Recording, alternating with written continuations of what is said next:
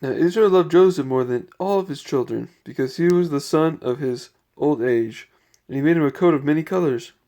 And when his brethren saw that his father loved him more than all his brethren, they hated him, and could not speak peaceably unto him. Joseph dreamed, Behold, your sheep stood round about, and made obeisance to my sheep. They hated him yet the more for his dreams and for his words. And he dreamed another dream. The sun and the moon and 11 stars made obeisance to me. His brothers envied him, but his father observed the saying. His father listened. They conspired against him to slay him. Reuben said to him, Shed no blood, but cast him into this pit. They stripped Joseph of his coat and cast him into the pit. Judah said, Let us sell him to the Ishmaelites, and let not our hand be upon him. For 20 pieces of silver they brought Joseph into Egypt. They took Joseph's coat and killed a kid of the goats, and dipped the coat in the blood. They brought it to their father and said, This have we found. He knew it and said, It is my son's coat. An evil beast have devoured him. And Jacob rent his clothes. He refused to be comforted. Judah has 3 sons by a Canaanite woman. She bare Er and Onan first. Er was wicked, and the Lord slew him. And Onan, he displeased the Lord, wherefore he slew him also. Then said Judah to Tamar and his daughter-in-law, Remain at thy father's house till Shelah my last son be grown, lest peradventure he die also.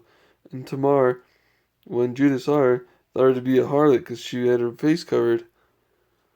What pledge shall I give thee? And she said, Thy signet, and thy bracelets, and the staff in thine hand. Tamar, thy daughter-in-law, hath played the harlot.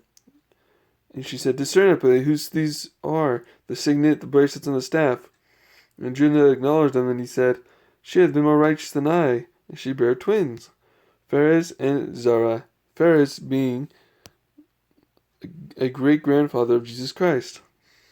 In Luke 3, his genealogy is mentioned. And Joseph was brought down to Egypt. The Lord was with Joseph, and he was a prosperous man. And Joseph found grace in his sight, in a man's sight, and he served him.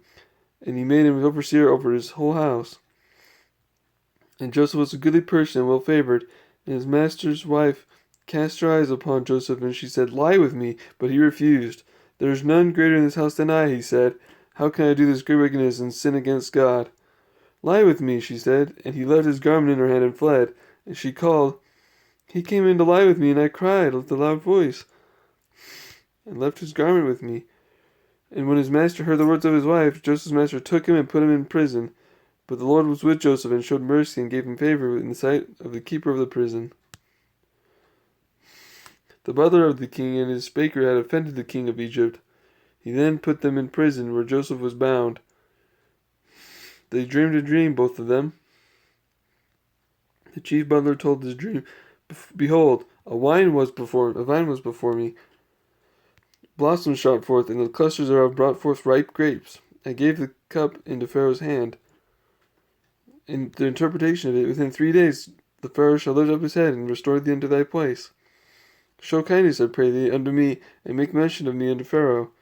The baker said, Behold, I had 3 white baskets on my head for my dream.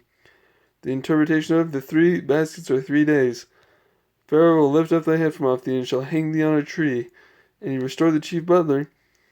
Yet did the butler not remember Joseph, but forgot him. At the end of 2 full years, the Pharaoh dreamed. Ill-favored kind and latent-flesh kind did eat up the 7 well-favored and fat kind. So Pharaoh awoke. 7 thin ears devoured the 7 rank and full ears, and Pharaoh awoke again. They were both dreams. His spirit was troubled, and he sent and called for all the magicians, but there was none that could interpret them. Then spake the chief butler, There was a young man with us. He interpreted to us our dreams. To each man according to his dream did he interpret. And it came to pass, as he interpreted to us, so it was. Me he restored unto mine office, and him he hanged. Pharaoh sent and called Joseph, and they brought him out hastily of the dungeon. And he shaved himself, and changed his raiment. And Joseph answered Pharaoh, saying, It is not in me. God shall give Pharaoh an answer of peace. Joseph said unto Pharaoh, The dream of Pharaoh is one. God hath showed Pharaoh what he is about to do.